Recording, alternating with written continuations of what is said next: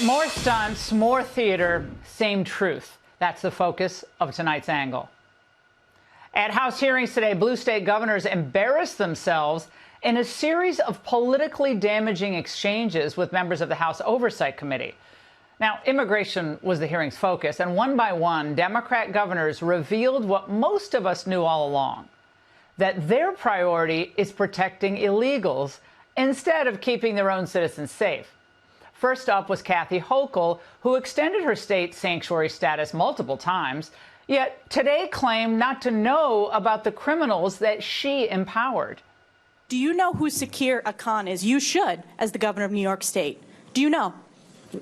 Refresh my recollection. He was an illegal migrant in New York. And do you know what crime he committed in addition to being here illegally? No, I do not. You do not.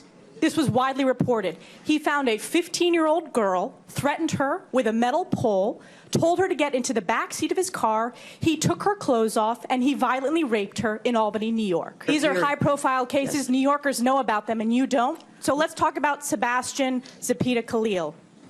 Do you know who that is? I don't have the specific details at my disposal, no. Well, this is an illegal migrant in New York because of your sanctuary state policies. Do you know what crime he committed? I'm not familiar at this moment.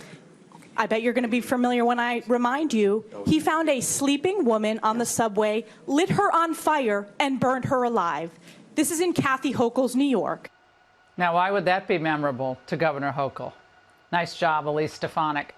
And Minnesota's Tim Walz today denied that his state was even a sanctuary state at all.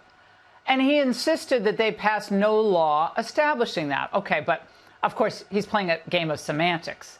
The Twin Cities are widely referred to as sanctuary cities, both by liberals who live there and conservatives alike, because officials shield illegals from ICE whenever they get the chance. That's kind of the definition of sanctuary. Nice try, Tim. The Trump administration warned them and 20 other counties in Minnesota to change their ways just a few weeks ago. So today was a total disaster for these Democrats after almost a week of riots that their party is seen by many to tolerate and even encourage. Like their fellow Democrats on the Hill, these governors are so rabidly committed to open borders that they're going to gladly risk the safety and lives of their own people. That's what it takes, including, by the way, their minority constituents who suffer greatly. And they'll do this in order to shield the illegals from deportation. Remember, they don't think anyone should be deported. But one big problem for them, well, that's not what the majority of Americans want, because support for deportation remains very strong among Republicans and independents. According to CBS YouGov, 54% of Americans support the president's deportation policy. And meanwhile, congressional Democrats' approval rating in that same poll, or different polls, Quinnipiac, is at or near an all-time low. They're at 21%. Yeah, that's the new Q poll.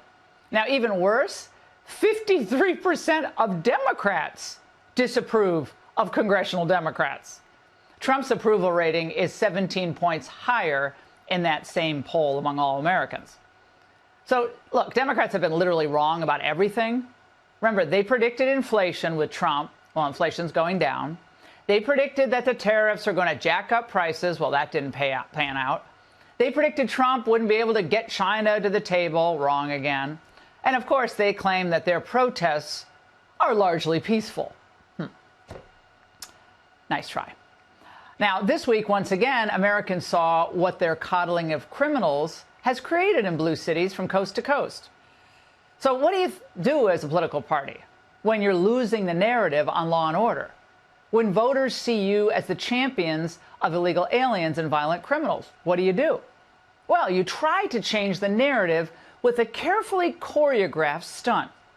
California Senator Alex Padilla should consider a career in acting, because today he laid it on thick when he stormed an LA briefing being conducted by DHS Secretary Kristi Noem. And in a moment of high drama, he kept loudly talking over her as she was trying to speak. His own staffer started to video when he finally identified himself. Watch. I'm Senator Alex Padilla. I have questions for the Secretary, because the fact of the matter is a half a dozen violent criminals that you're rotating on your heads off. Well, as you saw, Nome's security officials responded by trying to get him to move, and when he didn't, they forced him to the ground and they cuffed him. Now, when he identified himself as a senator, they could have stopped moving him, pushing him. But look, that's not what he wanted anyway. He wanted his close-up. Hands behind your back. Hands behind your back. If you let my hands go, put them behind my back. All right. Cool. Other hand. Lay flat. Lay flat. Other hand, sir. Other hand.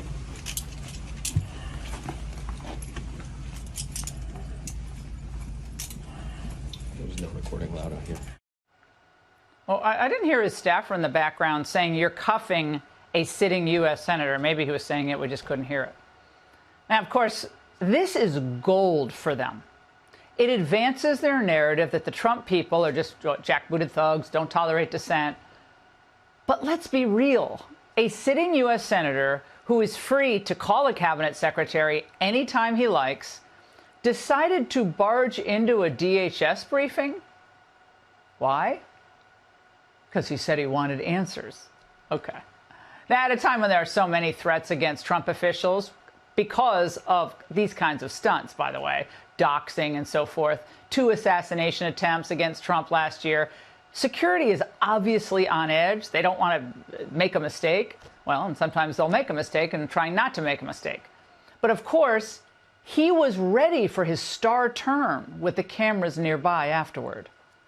If this is how the Department of Homeland Security responds to a senator with a question, you can only imagine what they're doing to farm workers, to cooks, to day laborers.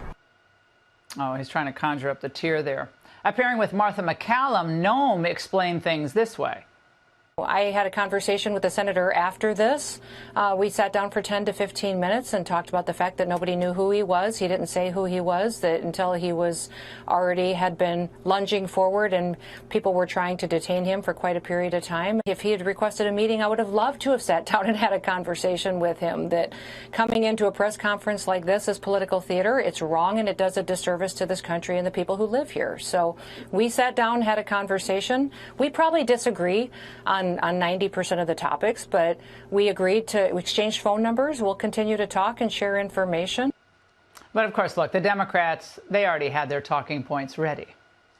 Why is it only Democrats who are pointing out that when a member of Congress is doing his or her job, then that member of Congress should be allowed to do that and should not end up in handcuffs? And not a peep yet from my colleagues on the other side of the aisle when something is a threat to our democracy, that we call it out regardless of party. This is not simply an assault on Senator Padilla. This is not an assault on Democratic senators. This is an assault on our democracy.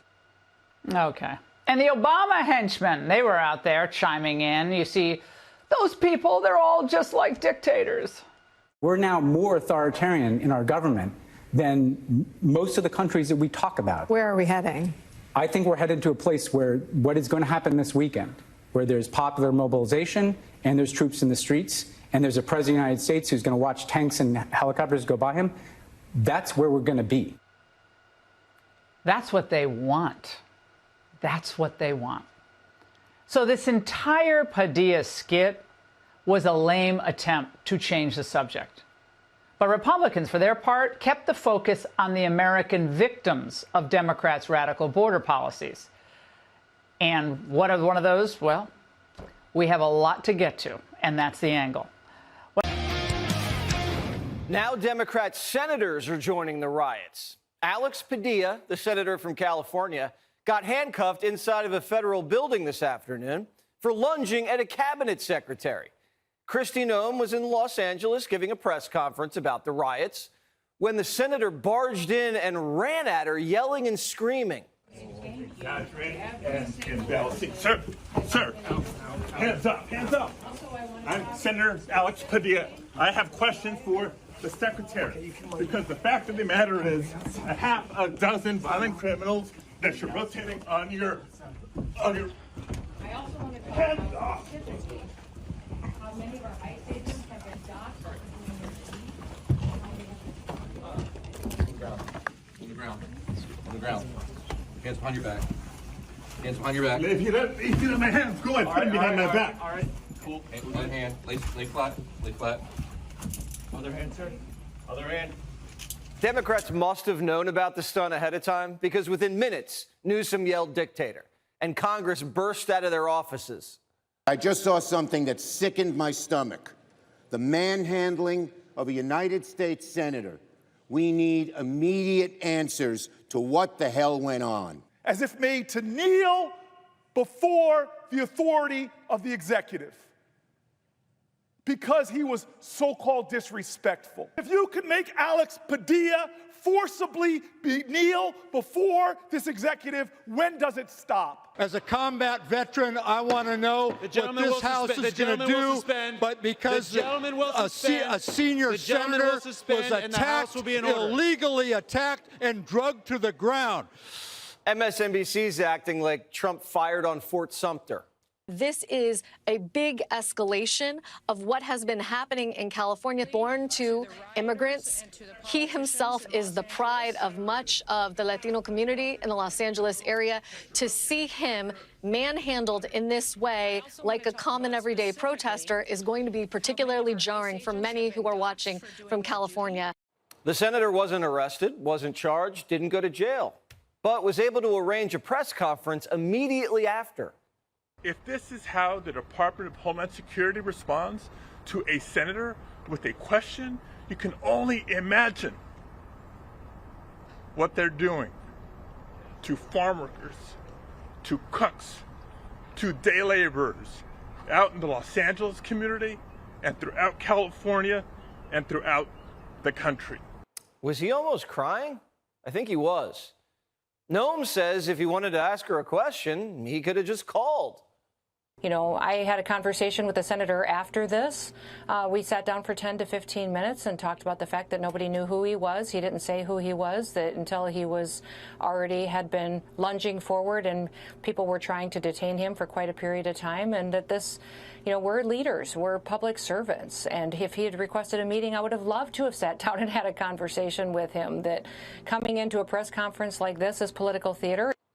The FBI says Padilla never identified himself and wasn't wearing his Senate security pin. And no one recognized him because no one knows who Senator Padilla is. He's the least recognized senator in the entire Senate. I'm sorry. So a guy wearing street clothes barges into a press conference just yards away from a cabinet secretary and starts lunging at her and screaming. Secretary Noam's security saw him as a threat, and he pushed the federal officers back. He could have been a stalker, an impersonator, or any yahoo off the street. Trump was just shot. You can't have random people lunging at cabinet secretaries. These are the people who say no one's above the law. They arrested Trump 4 times and charged him with 94 crimes, but they think being pushed out of a room crossed a line? Come on. Anyone else would have been treated the same way. Police were just doing their jobs and removing a protester, and now Democrats want to hold hearings. Will you commit on the record to subpoenaing Kristi Noem because a U.S. senator was just thrown to the ground and detained in his own... Democrats can't follow the rules, can't follow the law, can't follow the rules. Shut up. Just shut up. No, you don't. No, you're not going to tell me to shut up. How do you get him in order? You're running for the... Not like that. He has been out of order 6 times. He's trying to get on MSNBC. You probably knocked somebody off MSNBC to get on there. I think because he's been arrested as a former Antifa member, right? Back to order, Ms. Green. Go. He's a former Antifa member, Mr. Chairman. You got no it. surprise. Who's a former Antifa member? Me? Yeah, you. Now, we don't know what was in the water in D.C. today, but Bobby Kennedy should test it. Padilla is trying to act tough for his base, raise money, and get handcuffed so he can call Trump Mussolini. They'll spit this clip out, and the media's going to run with it, but it's not going to get any traction. No one takes these people seriously anymore. The man looks like Code Pink, and men should never act like that. Lunging at women, screaming hysterically, close to tears. Get a hold of yourself, Senator. You're a member of the world's greatest deliberative body. You're supposed to move the country through soaring oratory and eloquent speeches. or you write laws. That's literally your job, to write laws. He's gone loco. Tampon, JB Back Ribs, and Hochul were all on Capitol Hill begging for Homan to arrest him. If Tom Homan comes to Albany to arrest me, I'll say, go for it. If Tom Homan were to come to try to arrest us, I can say, first of all, that he can try. Democrats say Trump has an enemies list, but they're all begging to get on it. Who begs to get on a dictator's hit list? Exactly. They don't really think he's a dictator.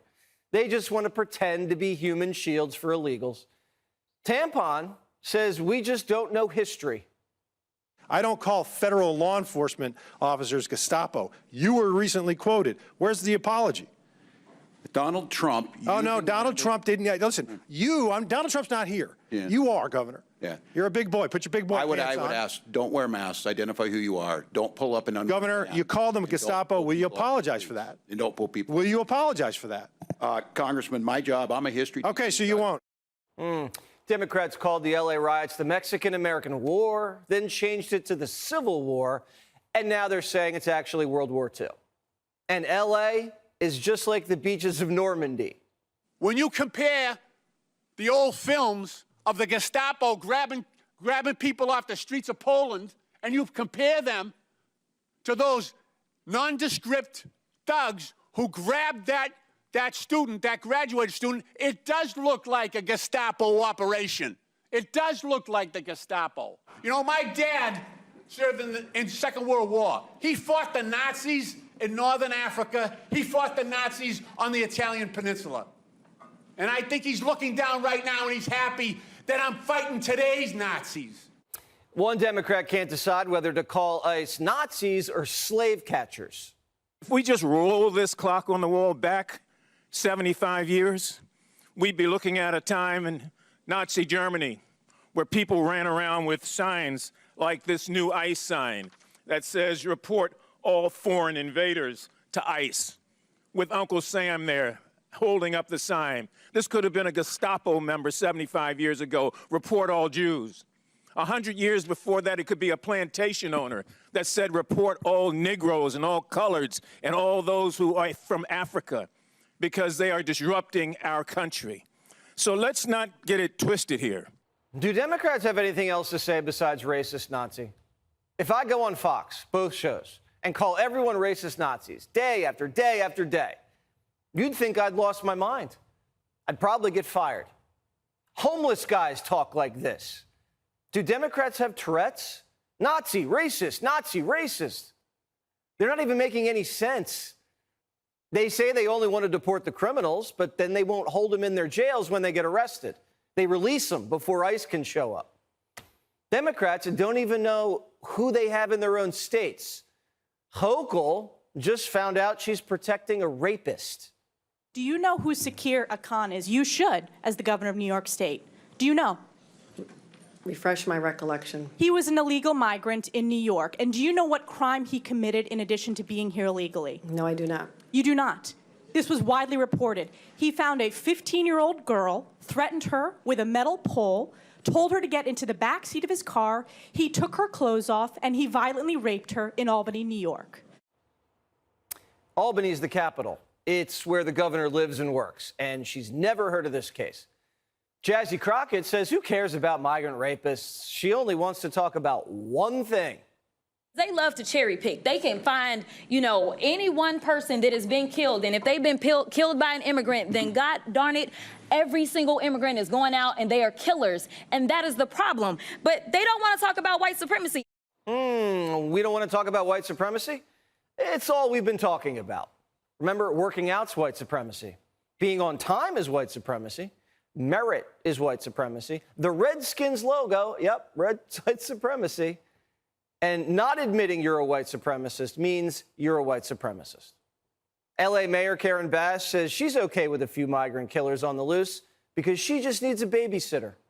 We'll feel it in the construction industry. We'll feel it in hospitality. We'll feel it at grocery stores. People will begin to notice. You think about the mothers who have nannies and housekeepers. They will feel it when there's nobody to do childcare and there's nobody to take their kids to school. You know, you will feel it when your gardener goes away and you don't know where he or she is. Oh my gosh, my garden. Who's going to water it? There are over 300 million people in this country. I don't think I'll ever be able to find anybody who knows how to use a hose. So Democrats are letting their cities burn, their stores get looted, and they're lunging at federal officials just so they can keep their housekeepers, gardeners, and babysitters. They're calling ICE the Gestapo and Trump a king because they want their berries picked.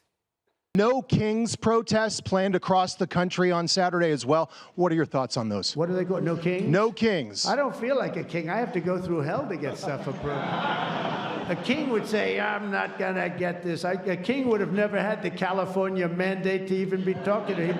He wouldn't have to call up Mike Johnson and Thune and say, fellas, you got to pull this off, and after years we get it done. No, we're not a king. We're not a king at all. A king would have Senator Padilla thrown in a dungeon. But he's not in a dungeon. He sat down with the secretary for a while, and then he held a press conference, and then he went on CNN and MSNBC. If Trump's a king, he's doing a terrible job. Hey, Sean Hannity here. Hey, click here to subscribe to Fox News YouTube page and catch our hottest interviews and most compelling analysis. You will not get it anywhere else.